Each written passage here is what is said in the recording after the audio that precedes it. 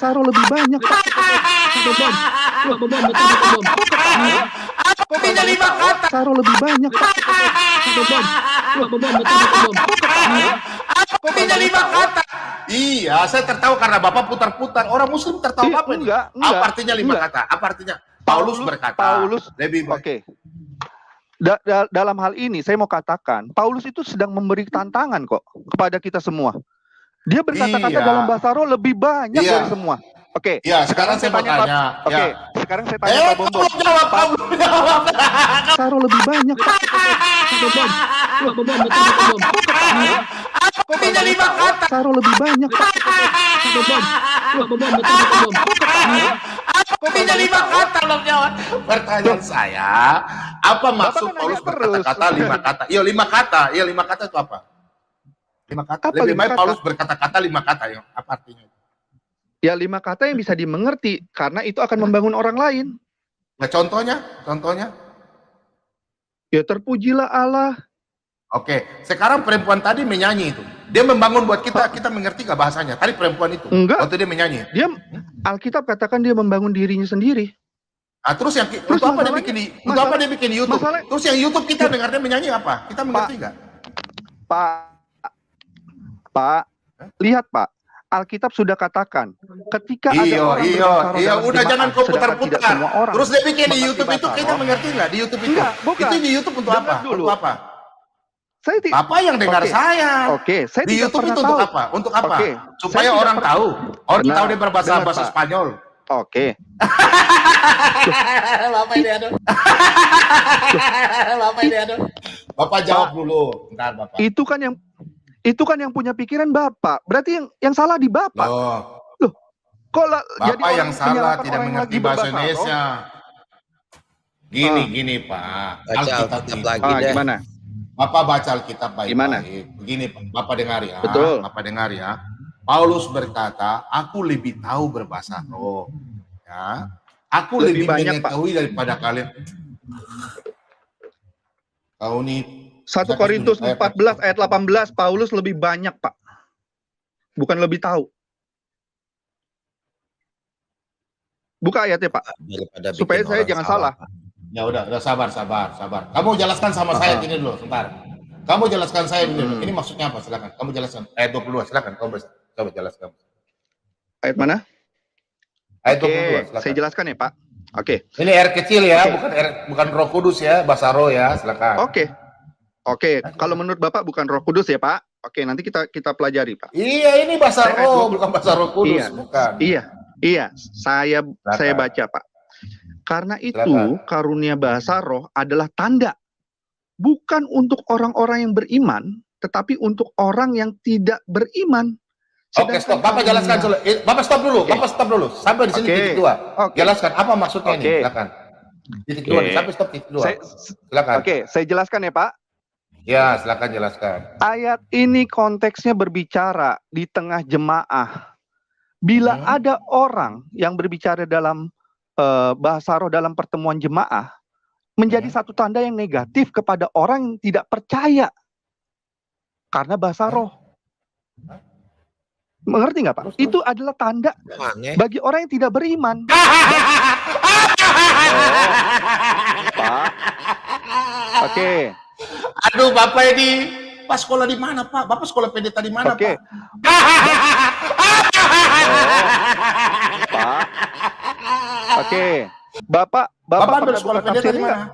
Bapak pernah buka tafsirnya nggak, Pak? Aduh, Bapak jelaskan pelan-pelan dulu, Pak. Biar kita orang mengerti bahasa Indonesia sampai baik, Bapak silakan. Pelan-pelan. Sekarang saya tanya dulu. Ini jangan konteksnya tanya, di tengah ini konteksnya di dalam jemaah bukan, Pak? Ya, dalam jemaat, silakan. Oke, makanya jangan alergi, Pak, kalau ditanya, Pak. Aduh. Saya tidak alergi, Pak. Oke. Saya tidak alergi, Pak. Semua kenal saya Pak baca Bombom. Ya, Pak. Saya tantang kau habis ini kita H2H. Kita bicara di kejadian sampai Wahyu, ya. Jangan kau lari, saya tahu kau pendeta. Kau jangan kau pendeta, saya tahu kau. Udahlah, saya tahu punya bahasa, udahlah. Kita sedang bahas bahasa diskusi. Nggak usah kemana-mana. Kita diskusi, tapi Bapak jujur. Iya. Jujur, kita jujur. Jujur lah. Ya jujur, tapi jangan putar-putar.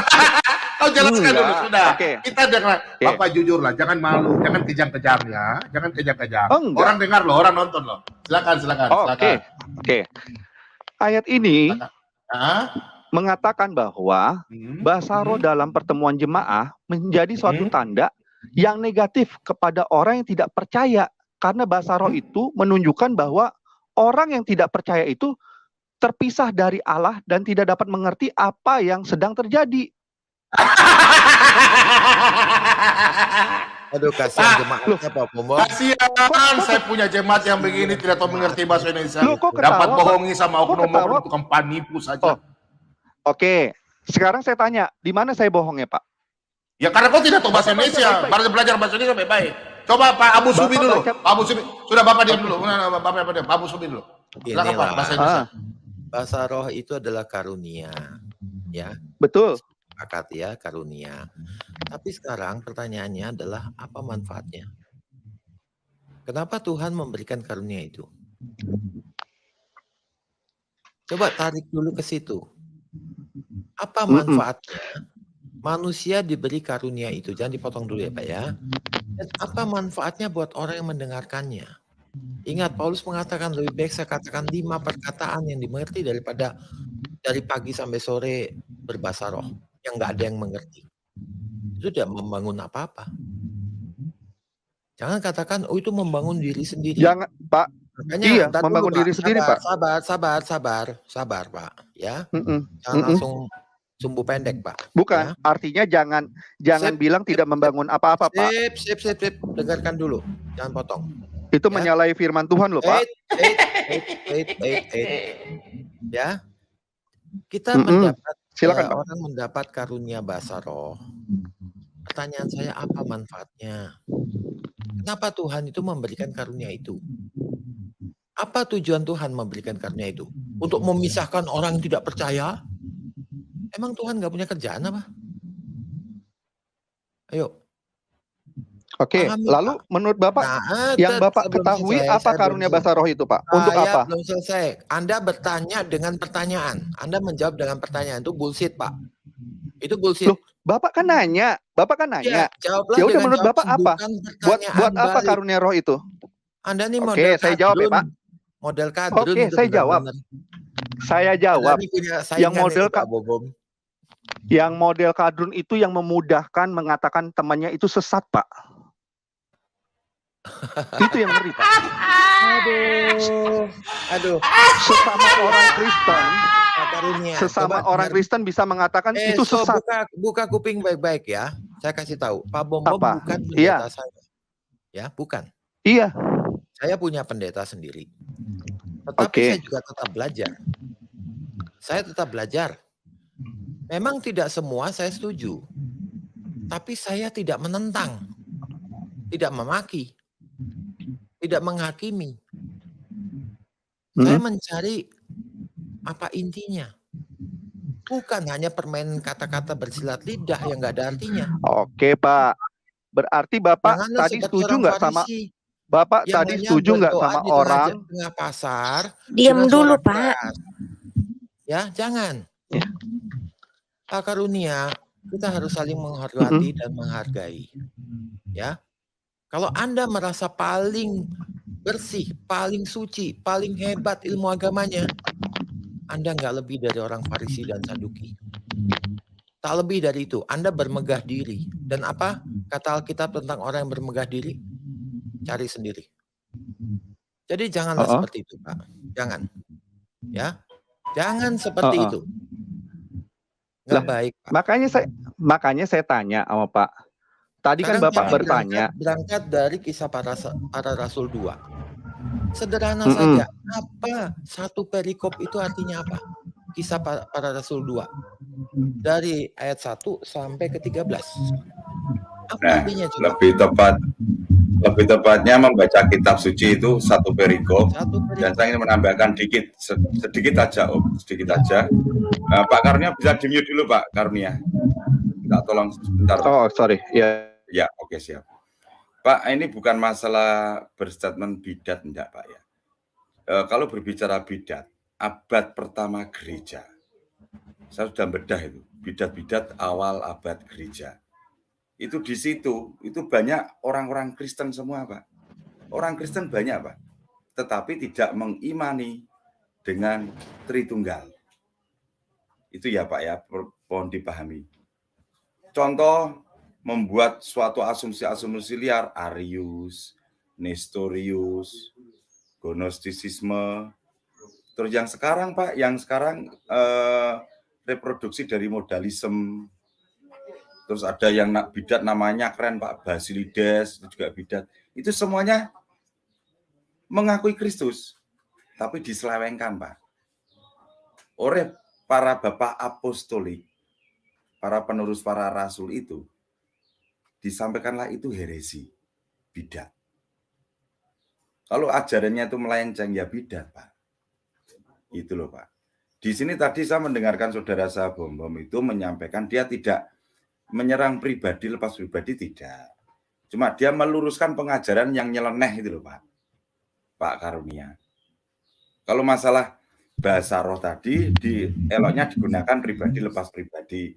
Seumpama ditayangkan di YouTube, berarti semua orang boleh merespon, Pak. Karena untuk dikonsumsi publik, apalagi yang berkaitan dengan religi Kristiani. Berarti berat dong, kecuali kalau nggak ditayangkan di YouTube, lah kita nggak boleh. Kalau sudah beredar dalam YouTube, berarti boleh ditanggapi gitu loh, Pak. Oke. Itu ya, Pak. Oke. Silakan. Saya jawab ya, Pak DKC. Maksud saya adalah begini, Pak. Dalam hal ini, yang saya sayangkan adalah begini. Ketika itu ditampilkan, saya juga tidak tahu, Pak, atau tidak setuju lah. Itu dia lagi berdoa dalam bahasa roh, dia tampilkan di YouTube. Oke, statement saya jelas. Tapi ketika bertemu dengan orang dan mengatakan itu sesat, Pak, itu yang salah. Itu yang saya mau katakan, Pak. Saya mengatakan tadi. Kenapa? Iya, itu yang salah. Ya, sabar, Pak. Ya, sabar, Pak, sabar. Makanya di awal tadi, nanti, Pak. Makanya di awal saya katakan, setuju nggak bahwa ada karunia bahasa roh, ada karunia menafsirkan bahasa roh. Tapi kan tadi Pak Bom bilang, oh harus dua-duanya. Begitu. Makanya tadi saya mau buka beberapa ayat. Apakah harus dua-duanya sekaligus? Loh, dalam beberapa ayat tidak juga, Pak. Begitu. Nah, sekarang boleh nggak Pak Bom buka Kisah Para Rasul 19, Pak? Karena tadi Bapak mengatakan ini R besar, ini R kecil. Dengar, Pak ya. Bapak jangan mengajar saya. Nanti saya tanya. Kisah Para Rasul 19 ayat 6 toh. Sebentar, Kisah Para Rasul 19 ayat 6 toh. Bukan mengajar. Kisah Para Rasul 19 ayat 6 toh. Oke. Kita kan diskusi, Pak. Sebentar, iya diskusi. Sebentar, Pak. Jangan kau lari dulu. Oke.